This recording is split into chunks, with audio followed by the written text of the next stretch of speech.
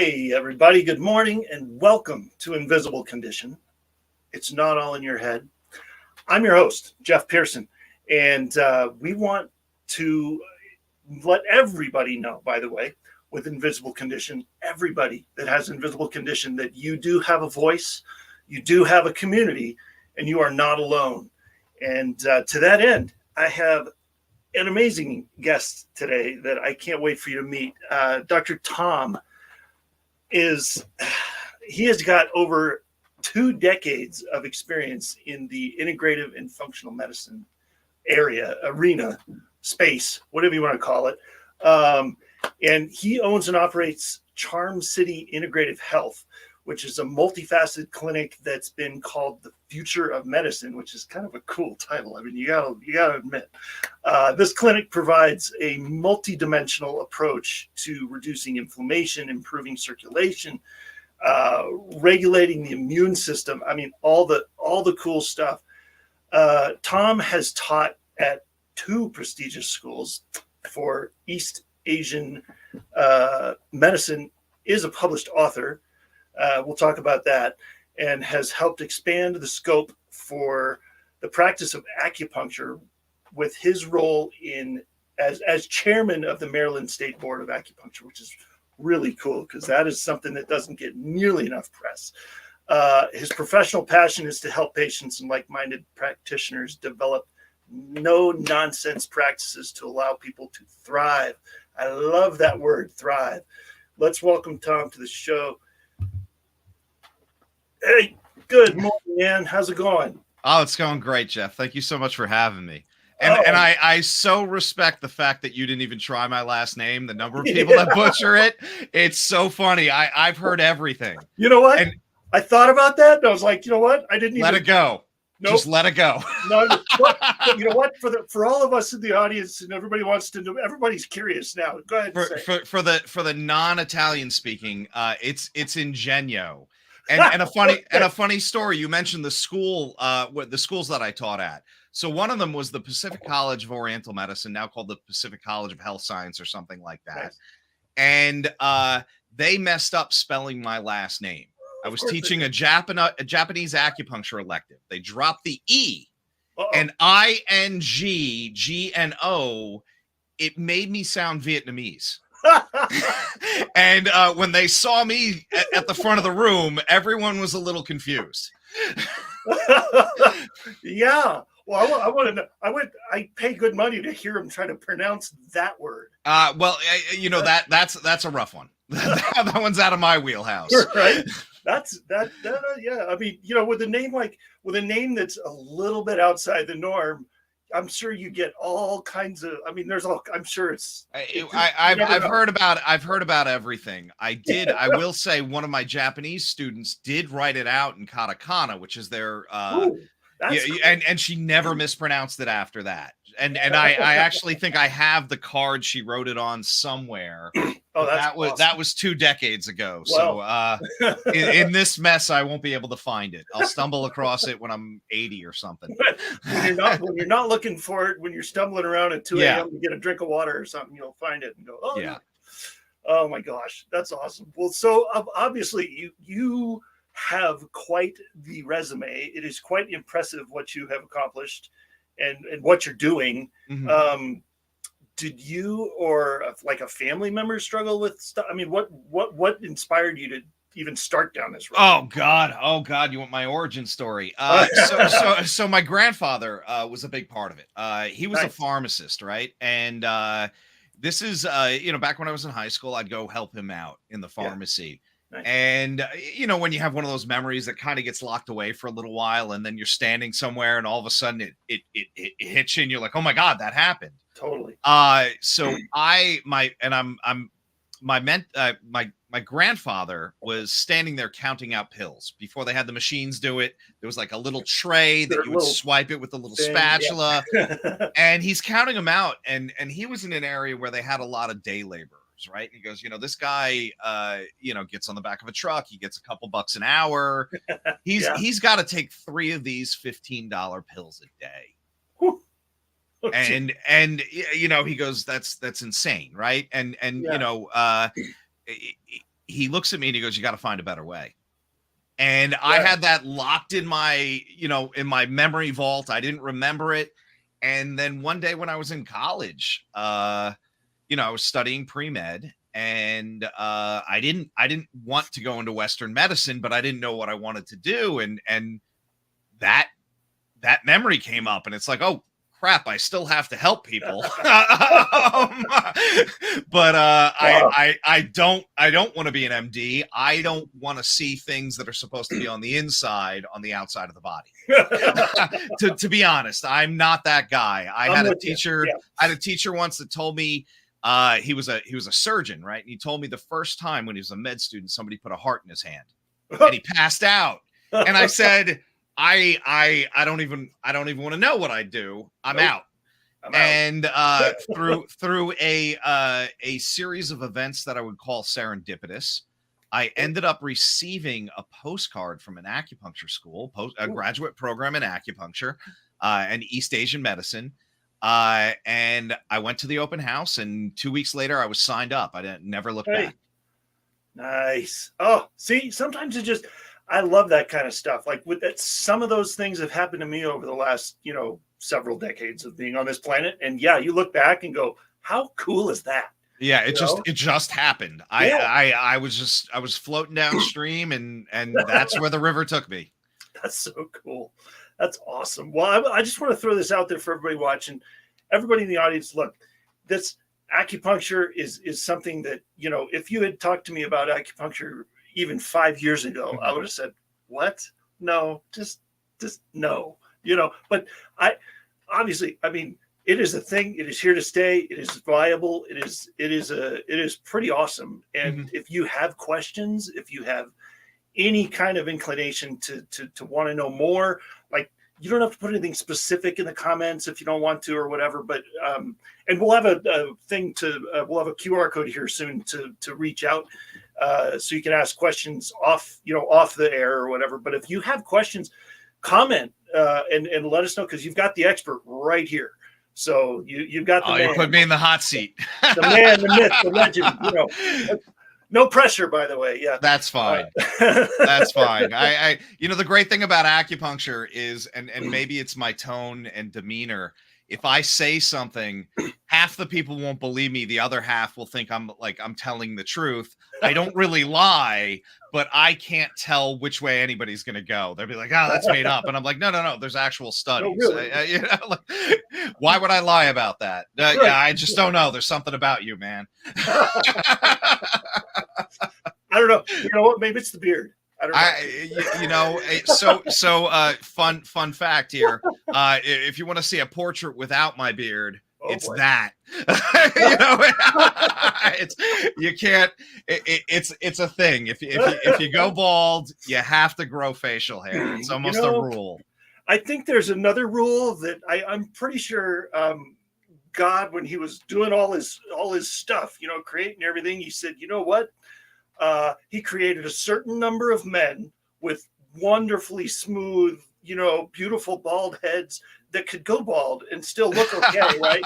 And then there's people like me, where I've had enough surgeries and they've been hacking around up there enough, and I've got enough bumps and scars and stuff, and not even that, but there's the other part of the population where he goes, you know what? No, that needs to stay covered up at all costs. That's not pretty at all. Keep the hair on the head. So, it's definitely a thing. So yeah, keep you're owning it, man. Just roll with it. My father's in his 70s now, and he still has really thick, dark hair. Nice. And it's kind of like, oh God, why didn't I get that gene? Yeah, Well, can he grow a beard though? That's the question. I don't know. I know he's had them in the past. I don't think he's ever had one as long as this. So that's all right. Pluses and minuses, right? Yeah. So what? So just out of curiosity, so what has been your with being in the acupuncture space, and obviously not wanting to go down the whole like, oh, let's just do what the doctor says and don't ask questions kind of thing. What's been your experience like interacting with Western medicine now, with what you're doing now? Like, is it so? So you mentioned 5 years ago. If I take you back to when I graduated, I had a doctor literally tell a patient that if they came to see me, they were going to get hepatitis. Now, Come on. it before about 20 years before I was licensed, almost nationally, they outlawed reusable needles. It's still a thing in some countries, and yes, they autoclave them and sterilize them. Yeah. You don't have to worry about that. You know, but disposable needles are cheap, they're thinner, they're smoother, they're easier to use, and everybody stays safe. Yeah. And now I will say the body of evidence supporting acupuncture, and this is going to upset some other professions. There are more systematic reviews that's like looking at a bunch of studies about one condition or a modality on acupuncture than there are for physical therapy and chiropractic put together. So when people say we aren't evidence-based, I go, I've got 30 studies on this topic alone. Yeah. You know, and I think what's happening now is a complete reversal where I have doctors that will refer to me before they'll do surgery, before they'll do other things. Now it's not 100% across the board. Of course not. I'm in Baltimore, Maryland. We have a stone throw away is about 5 amazing hospitals, one of them being Johns Hopkins. Sure. A lot of those physicians and a lot of those younger physicians know that their patients want. And when we talk about evidence-based medicine, that is, do we have studies? What is the practitioner's experience and knowledge? And then what is the patient's want? Yeah. The patients don't want to be dumped full of pills. No. You know? So if you're telling me I can try this, if nothing else, I get to lay down for an hour a week. Right? Yeah. You know, I'll give it a try for a little bit. You know, the pill's always there. The surgery's always there. Well, and here's the other thing. Yes, 100% yes, what you just said. And then to add to that, also, why aren't we working together? Yeah. Why aren't we? Why is it and or? Why is it, you know, you go to the doctor, do what he says, take the pills they tell, you know, treat the symptom, or conversely, you know, go here, treat the actual cause and do it, you know, with this, the voodoo, you know, or whatever. I will say Western medicine is finally catching up to that, right? Okay. So this term that we're all using, functional or integrative, right? Functional medicine actually has its roots in East Asian medicine, right? Exactly. So the principles of looking at the root of the issue comes directly from Chinese medicine, and it's developed into, this is how Western practitioners look at lab work, right? It's not just the range. Is this your optimal range? You know, what is the switch as far back as we can go that we can flip to make you feel better? So it's not, we're just dumping something to cover up symptoms. Now, integrative medicine is becoming such a buzzword. Lifestyle medicine is another one. They're actually giving a doctorate in lifestyle medicine. And that's what we're doing. That's what East Asian medicine's all about. Wow. What is our diet? How are we moving? What modalities can we do to you physically? What herbs can you take? What can you do to supplement yourself between those treatments? And I think that's where we're starting to see clinics like mine emerge, and people coming to those in droves, especially with invisible conditions, because their primaries might, it's out of their league in some cases, right? They know everything, but at the same time, you know, either your test comes back negative or you got signs and symptoms that are pointing in 20 directions. Right. And this is where going back to the roots, the traditional practices seem to excel. I totally agree. And even with stuff like pressure point therapy or I mean, that pressure point therapy on the vagus nerve is what completely brought me back from the brink on something a couple of months ago from a brain surgery I had 2 years ago. Yeah. And it got my filter back. My brain can now focus on a conversation instead of picking up everything. And just, you know, and tics that I had. I just had these awful tics that were going on. And that modality, the pressure point therapy on the vagus nerve, actually got rid of them. And they're coming back a little because it's not a one and done kind of thing. So, but it's hope, you know, that you can do it without a pill or without, you know, And breath work is another thing Mhm. that is huge, that some people just blow off, that they shouldn't. Well, It I all mean, works this is together. it's all vagal stimulation, right? Yes. Acupuncture, one of the Yeah. major effects, one of the overarching effects, body work, cupping, Yeah. gua sha, massage, right? All Yep. of these things help regulate that autonomic nervous system, that fight or flight, rest and digest. The rest Yep. and digest side is where we repair ourselves. Yes, exactly. Well, and the rest and digest and sleep in particular is the only time that the brain can repair itself and Mhm. cleanse itself and do all the things, all the maintenance that it needs to do, that all the rest of the systems in the body can do while you're awake. And So, and we're talking know, specifically deep sleep there too, right? yeah, You need that REM sleep. Yeah, gliolymphatic system to clear itself. exactly. Yeah, the REM sleep, not Yes. that I took a 20-minute nap and it, did the job. Yeah. Or I went to bed for 18 hours and I only slept in 20-minute chunks, you know? Yeah. No, that's not the same. Yeah. No. Totally. Oh man. Yeah, no, this is great. I actually I keep writing stuff down because there's other people that I want to introduce you to after we get done here, Great, because great. there's so many people that I've met doing this show that's been so wonderful in that space that you need to meet. So I can't wait to extend some invitations to some of these folks. But yeah, it is, you're right though, it's growing. That's the cool part. That's why I've talked to so many of these people, is because it's that is waking up now, especially in America. In other parts of the country, it's probably been okay for a while. But For a long time, right? Yeah. And even in this traditional realm, it was never lumped into this new agey kind of world. And there's absolutely nothing wrong with new age stuff, but we always end up on that far out there side. And I'm like, how when we have more research than some of these other things? And some of it we can paint pictures of like mysteries of the Orient and that kind of thing. And and that upsets me because these people were physicians going back thousands of years.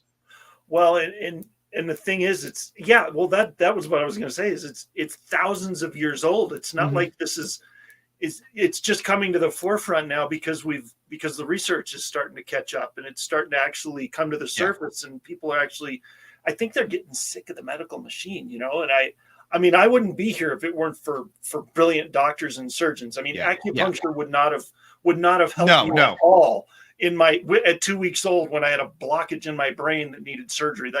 Like sometimes you just got to go to the OR, I get it. But afterwards is where the medical industry is lacking. And that's where I feel like all the things like what you're doing and all those other things we just talked about are so helpful. Yeah. So Absolutely.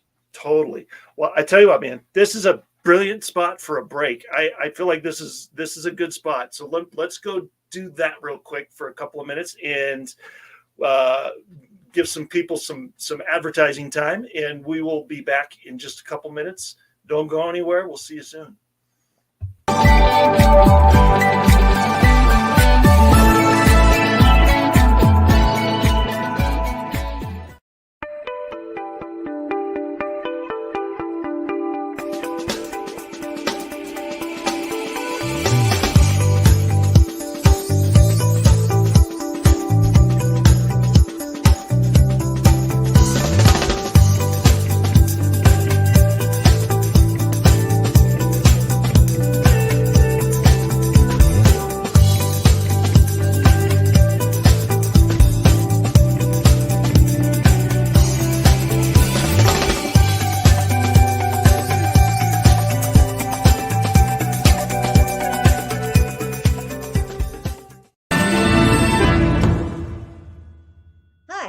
Eva Black Occurrence here, and I am the host of One Punch Superstars, where we meet real people who chose to fight for their hopes and their dreams and become the champions of their destiny. You can find us on Achieve TV every Tuesday and Wednesday at noon Mountain Standard Time, right here on E360 TV.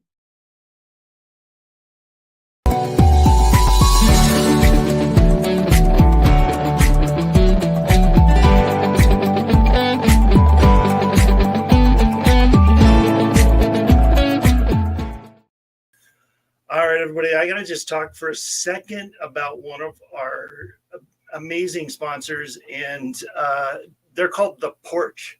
The Porch Coffee Space is who they are, and they are in Portland, Oregon, which is such a cool place. I've only been there once. I was there for the first time late last year in October. Portland's really cool, by the way. I don't know if anybody, you can hate on it if you want, but I thought it was a pretty cool town. And these guys that run The Porch are absolutely amazing, Brett and Molly. And it is a space where you can show up and be seen. The Porch is a nonprofit that actually seeks to provide training and opportunity for those who are kind of sometimes overlooked in our community. Coffee is a vessel that crosses all borders and all bounds. And it enables us to preserve dignity, through the act of generous hospitality and building relationships really with your neighbors, which is what it's all about. So you can also be a part of that story wherever you live by going to theporchcoffeepdx.com. It's right there. Scan that QR code. You won't even have to type anything. Just go right there. Theporchcoffeepdx.com.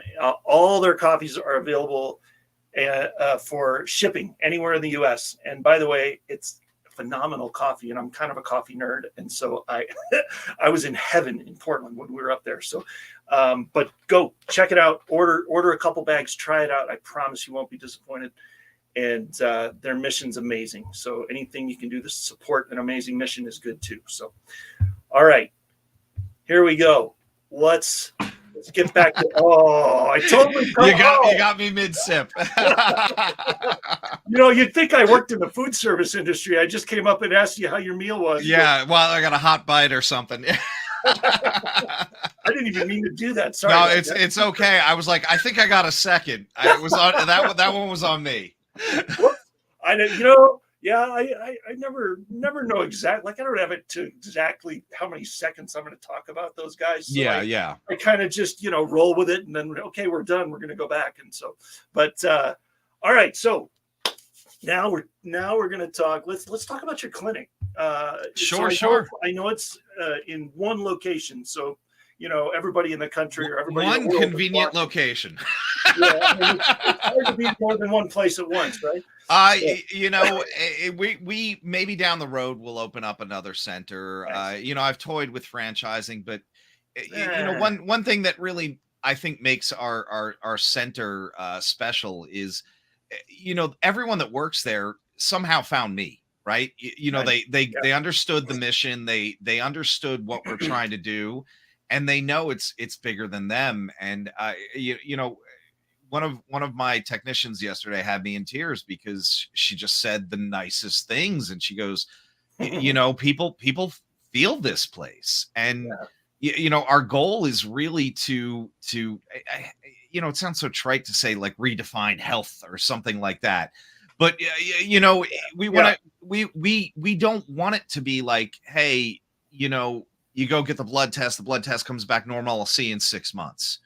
We want to have something that's going to help people live active, healthier lifestyles, regardless of where they are, because, health is not a stationary thing. It's a moving target, right? So every day you might feel better or worse, and that's going to depend on what you're doing long term.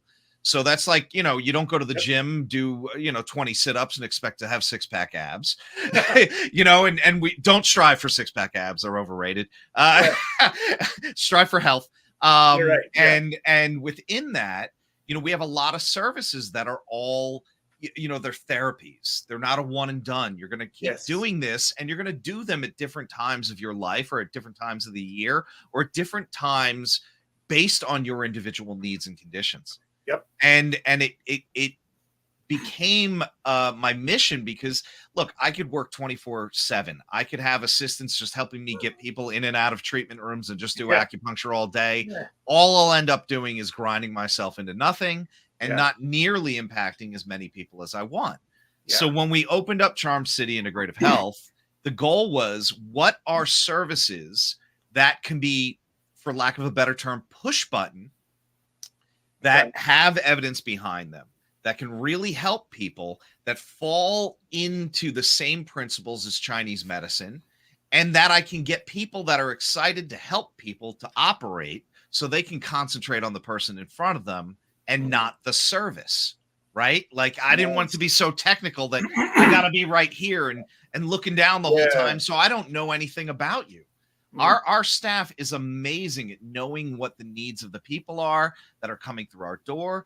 They know their histories, they know their families, and it created a sense of community. And I can't be more honored to work in a place like that and have those people with me, and I will sing their praises every day. I love it. That's the best place to be. Right? That's the best place to be, when you're with a whole bunch of people that you value and they value you, and you're on the same track and you know what you're doing. And they're out for the same mission, you know? Yeah. I mean, I will say I was a little sad because most of them got more gifts for the holidays than I did. But that was by design. That was by design. I want to turn them into rock stars. They're absolutely amazing.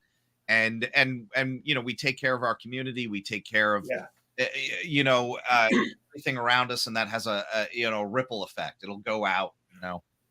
It totally does. Yeah, you're approaching that exactly the right way, because the more you uplift the people around you and the staff that work with you and the people that are helping everybody that's coming to your location, you know, that's all going to come back around to you. And you know, it all works together. So it's really cool to hear that. So not enough people are doing that, man. Sometimes a lot of practitioners, I'm not saying I'm not going to throw any particular industry or practice under the bus or anything, but a lot of doctors, you know, just have kind of the God complex, right? And they feel like, well, you're coming to me, so you must think I'm the hottest thing since sunburn. And they don't necessarily have that humility, you know. And this industry, like I'm just going to lump it in together and say alternative health. Yeah, you got it. Kind of that whole industry is so the vast majority of people I've met with and worked with in that are so humble and so cool and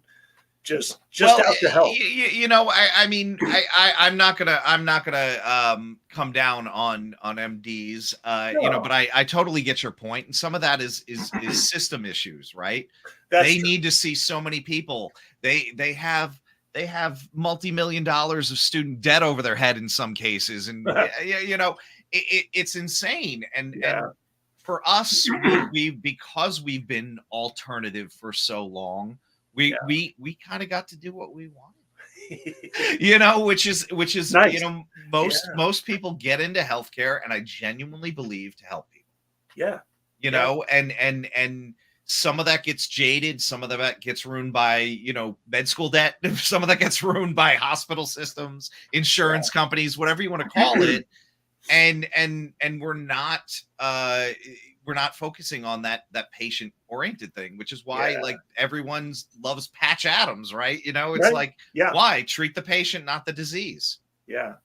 Well, and you're absolutely right. And I didn't want to get that. No, I wasn't saying, I don't think they're coming for you. That's not what I was trying to say. But I mean, honest to God, the every single neurosurgeon I've had has been some of the most compassionate people. I don't know how I've lucked out, but I've had some amazing surgeons that I've worked, you know, that have worked on me over the years. And it's just been so cool, because I've heard stories from other people that are horror stories. And so I'm like, you know, and so I know they're not all created equal, but yes, the majority of them, I'm sure, got into it for the right reasons. And it just, you're right. I think big pharma is a big part of it too. It's anytime. Oh God, now we're going to be railing against capitalism. But what I'm saying here is capitalism rules. Come on. It's great. Yeah. No, I'm not going to go there. But within that, you know, it is, you know, clinics have to operate for profit. You know, we have to. I got to feed my family. I got to feed my kids. I got to pay my rent. I got to do all those things. And it's a shame, because that does detract from better care, you know? Yeah. If we could, I mean, there's a lot of things that if we could go back 100 years and kind of look at with a, you know, like with a hindsight type of thing, like, well, look what happened. Maybe we should go back and do it better. I'm sure there'd be differences. That I think it would. I think it would hit almost every aspect of life, and yeah, the thing is we're here now, and how do we do the best with what we have, and if we can't do the best with yeah, it, how do we change it? But right, I do think my the clinic that I currently have set up, the attention that I've gotten from people in those systems has been overwhelmingly positive. nice, And good, I had a med student want to come observe me when she's in town, and cool, I said, "All right, great." sure, I just spoke at University of Maryland Medical, their to their students, nice, because they want their patients to be able to have options. yeah, of And course. it's not an us and them anymore. It's a, hey, we're all in this, and Yeah, we're all trying to do the best we can, and it really it's probably for me the best time I've had in my field. you know that's awesome. I'm so glad to hear that because it has gone. I mean, the pendulum goes. it does swing, yeah. It's not always in the optimal spot all the time. So I'm glad it's in a. I've noticed that too. There's the more people I run into in that space, you're absolutely right. It's coming Yeah. around, and people are working together, and so yeah, it's pretty cool. And But it's research driven, it's yeah, patient demand, it's all of it. So this is the way things go when people are seeing results, whether it's yeah, anecdotal or studies. It starts to bend it towards, how do we look at you as a whole person, which is exactly what people with invisible conditions need. well, that, and I think that was the idea when the Hippocratic oath was. Yeah, I mean, that was the idea, was to do no harm and let the food be your medicine, your yeah. medicine be your food, and that's it. And just treat the patient like a person, and I feel like it's like at the core. I think it's still there, but we just got to get a little more back to it. So Yeah, there's a little bit of noise yeah, around it. yeah, a little bit, a little bit, but that's all right. That's why I'm glad there's people like you Uh, and so many other people out there that we've talked to on the show that are trying to bring it back to where it's yeah. supposed to be. So well And done. I have faith. Yeah. I'm not giving up faith just yet. No. I agree with you. I've met enough people in the space that are just rock stars that I definitely know there's definitely hope, still, but you just gotta be diligent, you know. So, but speaking of invisible conditions, I mean, what have you seen? I mean, obviously acupuncture, people Mhm. come in with all kinds of stuff, right? They're, maybe it's physical, maybe it's invisible, maybe it's visible. What have you seen? Like, what kind of cool stuff have you seen come out So of that? the longer I've been in practice, I feel, and this is probably not unique to me. This is probably anyone in our field. Yeah. The conditions get harder. I mean, you might start treating, like, oh, I pulled my back, right? You go, okay, cool. I got 20 back pain patients today. No big deal. And Right. then you start getting a reputation, and then it's like, oh, I heard you're pretty good with hard stuff. About a third of my practice right now I would describe as invisible conditions, right? And Wow. root causes may be mold infection, chronic Lyme, Ooh. chronic Epstein-Barr, and Mm. there's a whole part of the Western community that doesn't believe those things happen. Or they And don't exist. yeah, Yeah. throw long COVID into that mix too, because it acts quite similarly to all of those chronic infections. Yeah. Fatigue, brain fog, joint pain, random, POTS, that people are passing Right? out, and Chronic all, fatigue syndrome, yeah, fibromyalgia. I mean, I mean, there's all so of it. many that have so many similar condition or symptoms, right? Yeah, there's more similar symptoms than there aren't. There's just a Yeah. few defining things that they'll say, Yeah. we're going to put you in this bucket. Yeah. Exactly. Well, and that's why there's so many cool alternative, Yeah, modalities. So, because some of them are better for narrowing down certain things than others, right? So, yeah, exactly. yeah. So I love it. That's awesome. So, is there? I mean, yeah. I'm just trying to think. There's like I've not heard of very many people that we've had on the show that have talked about, oh, I was born with this condition, or I acquired this condition, but I went and I got acupuncture, and now I feel better in this area, in this area. So we still got a little work to do. We gotta, I mean, how are you getting the word out? You don't want to call it marketing, but I try and do podcasts like this. I try and get quoted as often as possible. And it's not because I need to be the voice of acupuncture. It's just that, we need to express and hold ourselves in a way similar to other practitioners, because that's how Westerners hear that message, right? I can't make it sound, and I don't want to devalue the classical principles, because what ends up happening, the studies just prove the classical principles. And that's what's amazing to me. I believe most of the acupuncture research was like, nah, that doesn't happen. And then they're like, oh God, it happened. Oh, wait, hold on. They were right. You mean they knew that 2,700 years ago? And with all of that, now we have new framework in which it's not taking away from the classical, but we can explain it in a way that somebody that might understand some basic biology here understands. Yeah. Right. So it's just strengthening our database, our knowledge pool, and we're able to reach more people. Right. So I mean, when I started, it was less than 1 in 10 had tried acupuncture. I don't know what that number is now, but it's definitely a lot higher. I just anecdotally, it's a lot easier to convince somebody to get in and lay down, than it was 20 something years ago. Maybe it's because I have a gray beard now and I don't look like a baby. But I mean, it does. It's being talked about. It's ending up in pop culture. It's ending up on TV more. The JAMA just published something on a traditional Chinese herbal formula, and that blew my mind. I'm like, no, it does help with heart attacks. Oh yeah, we knew that.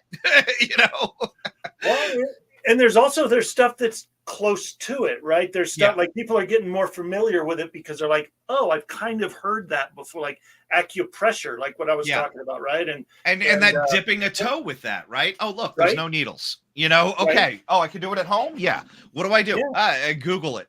It's free. Figure it out. And being able to have those interventions at your fingertips. I mean, that's kind of becoming, we joke that I only have one convenient location, but this is how I'm trying to get out there. I want to put knowledge and information out there that is 1, safe, 2, effective, 3, can be done in your own home, because a lot of these traditional practices, grandma used to do it, right? It's grandma's medicine, right? So let's put that back into the households. And you're still going to need your doctors. You're definitely going to need your surgeons. You're definitely going to need your antibiotics and those things. But hopefully that is not step 1. That might be step 3 or 4, 5, 6. You might have so many interventions that you may not ever get to that point where you need the surgery, or you may not need the heavy rounds of antibiotics. I would love to see that. Yeah. Well, and I think more people now, along with what you're saying, have started more, like maybe 40 years ago, it was like, oh, go to the doctor, get on antibiotics. Now it's like, let's start with the least invasive thing we could possibly think of, and gradually, slowly work our way towards going to the doctor or having surgery. We're not jumping to that right away now, which I love. That is a good step in the right direction. And I think, to because of this wealth of information, right? You go on WebMD, you definitely are dying of something. But if you look around on the internet, you have to sift through, and I'm saying this with the caveat of, be careful. For sure. But you can figure out some things on your own. And I think, maybe that I'm going to say that helps, give the patient a voice, helps give the patient some information. So when they go have the conversation with the doctor, not to be confrontational, but, hey, doc, I'm worried about this, this, and this. Oh, you mentioned this drug. I know that this has this side effect. What do you think about this? And it's more of a conversation. Yes, the doctor is the gatekeeper, but, hey, doc, I'm not comfortable with that. not trying to step on your toes, but what do you think of this? Right. Right. And having that conversation not only empowers the patient, but I think it makes a healthier relationship for health, for healing. Well, I think more doctors are coming to the realization that they are in a service industry as well. Yeah. And just like every other service industry, I think people are coming around to realizing the fact that, okay, when you go to the mechanic, you usually want to go get a second opinion. When you go to, whatever, all these different industries, you're not afraid to shop around. You're shopping around. Yeah. In the medical industry, it's like, no, you're coming to me. So we've started to realize again that the medical community is actually out there for us, and they're working we're paying them for a service. Yeah. Right. Yeah. And so it's not so much of a do what I say. It's more like, how can we work together to figure out what's going on? Yeah. Yeah. And it's funny because with technology, and Jeff, we're going to have you on my podcast called The Reverend Health. Me and my buddy who do it. We literally text each other news titles. That's how we get, we'll get a Google alert. Yeah. And we talked about this on our show where there was a Ask the Doctor subreddit on Reddit, right? Oh, wow. Somebody plugged AI into it. So randomly they would have doctors answering medical questions, wow. and then AI would come in, right? So people are fearing AI, right? Oh my God, it's going to take our jobs. It's going to do all these things, Terminator type scenarios. Yeah. And then they looked at, they asked the original post, the person that posted the medical question, hey, who gave you the right answer? Okay. Who was more compassionate? Who was this? Who was that? Right. They found out that not only was AI 75% more accurate than the real doctors, it was considered 85% more compassionate. And not only does that speak to the power of AI, but it speaks to the fundamental issues that I think we're having in the healthcare system. And I'm not, like I said, I'm not anti-doctor here.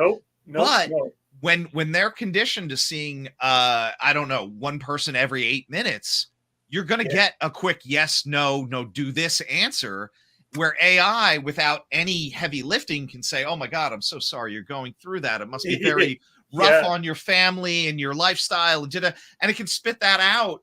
And we read it as, oh God, this guy really gets me. And it's just ones and zeros on the other end. So I'm not saying it's better or worse, but it is an interesting point that we're at with technology.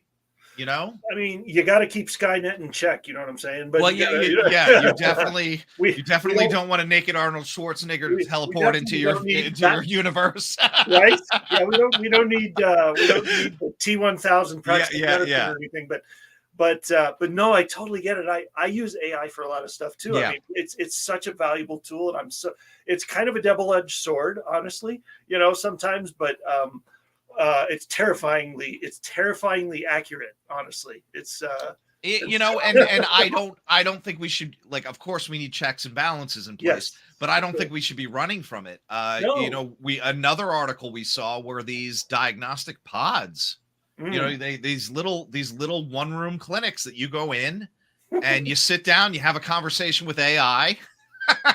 And they'll turf you to the hospital if you need to go, but oh man, they can bang out a lot of stuff, and they're not open, they're not public yet. But are they going to be amazingly cheap and readily accessible? Well, then I'm all for it. If you're going to get priced out and not effective, then what's the point? And that remains to be seen. I mean, that's kind of a far left field thing there. I'm sorry. I actually love that though, because I feel like that's what's missing in the medical industry right now is the comparing, the comparable, the comparison piece. Like we were saying before about the open marketplace, right? You go to a car dealership, you find a car, nope, that's not the right price. You go to another one, yep, you find the right price. Mm-hmm. But with the insurance, if you walked up to a doctor right now and said, what's that surgery going to cost me, so I know if I want to go to this hospital or that hospital, he'd never know what to tell you anywhere. They're so removed from the billing aspect. Exactly. But it didn't used to be that way. No, not even that long ago. Not that So, long ago, I no. actually know a retired gynecologist that he would say, "Oh, insurance was great when it first came out. You send the bill to Sure. them, they cut you a check." Mhm. And then he goes, and then you started to have somebody say, like, did they really need that? And then it all went south. Like, yeah, no. I just took the leg because you were going to pay me for it. Yeah. It's like, Yeah. Well, once I think once the lawyers took over practicing medicine, that's where it kind of went downhill. So I think if we can get back to the purest form of medicine, and where the doctors are helping the people and the people are paying the doctors, and I think that'd be great. And there's little models of it out there, around the country and around the world, but nothing big. And I wish it would get back to that. Well, time, like, I think that might be market driven down the road. It's like, no, this is saving everybody's money. Yeah. And I think, it's funny because we're having this conversation about access. And there was a time in China, and don't quote me because I'm really bad at history, where you had your village physician, you had your acupuncturist, whatever you want to call them, Mhm. and you paid them so long as you were healthy. Yes. Yeah. And it wasn't a lot. Everybody chipped in a little bit, and then when you got sick, you didn't pay anymore. Exactly. So he was motivated to keep you healthy. Yes. And we're talking about small villages of like maybe like a couple hundred people tops. Yeah. So he knew everybody, right? So he could check in and say, "Hey, you need anything?" But that could scale though. Like you could do that on a larger scale. You could do that on a larger scale. And I think in a very pure insurance system, that's kind of insurance, isn't it? I pay a little bit every month, so when I get sick, I'm taken care of. And now it's like, oh, you didn't meet your out of pocket. Oh, you didn't meet your deductible. Hey, did you know you only got 40 visits a year? Oh, did you know? And it's like, wait, hold on. What are you covering here? Nothing. So I just gave you $1,200 a month. Wait a second. Yeah. Can I get that back? No. Yeah. Why don't I'll tell you what, I'll pay you when I need you. How about that? Yeah. That doesn't work. That doesn't work usually. Oh my gosh. All right. Well, okay. We got to get off this track. I'm sorry. That was my fault too. We're disassembling the entire medical field. It's all right. Hopefully we're not putting any targets on anybody's back here. It's okay. I got enough people. Yeah. So I have a question that I like to ask everybody on the show because I love hearing the answer. And for crying out loud, my nonprofit is called Hydro with Hope. I love hope. Hope is, if you don't have hope, you're dead in the water already, right? You may as well just not get out of bed in the morning. So I want to know, like, for you, seeing what you've seen and doing what you're doing and just like being in that world, on the hard days, how do you find hope? I think it's natural for everybody to have down days, right? And even if they're not living with something, debilitating, and sure. You lean into those closest to you. You lean into your family, you lean into your friends, and that's, if you find value in them, I think that's where you find your hope. It's like, no, I love these people, they care about me. And knowing that, you're going to go to bed, chances are you're going to wake up tomorrow. Right. That's it too. I don't particularly when I'm stuck, I try and I don't shy away from it. I don't want to be stuck in that, but well, who can I talk to help me out of this? Where do I need to go? And that's that community that I mentioned before. Yeah, totally. Love it. See, I told you, everybody's got a great answer. I got it. We got to keep that hope out there, man, because there are so many people that just don't have it. There's so many people that are going the wrong direction there. So I want to instill that in people as much as I can. So, so thank you for that. How can people reach you? I've had your QR code up, off and on through the whole show. Is that the best way? Hey, that's the best way. If you don't want to pull out your phone and scan that, Charm City Integrative, TIVE.com. That's my clinic's website. We got my my contact info up there, my bio, stuff about my book that I have coming out. And yeah, please feel free to reach out. I do really enjoy answering questions and helping people out. Nice. Any last minute quick success stories or anything you want to throw out there? Whoa. I know you got a lot of them. That's a hard one. I just actually had to answer that question earlier for an interview. We only have a couple minutes left, so don't get too crazy. You know, I know what I would say is we talked about hope. Yeah.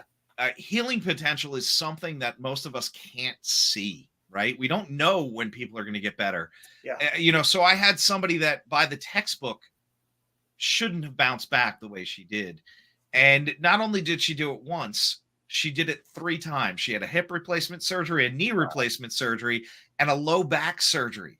She was in my office 2 weeks after, walking on her own accord with each one of those. What?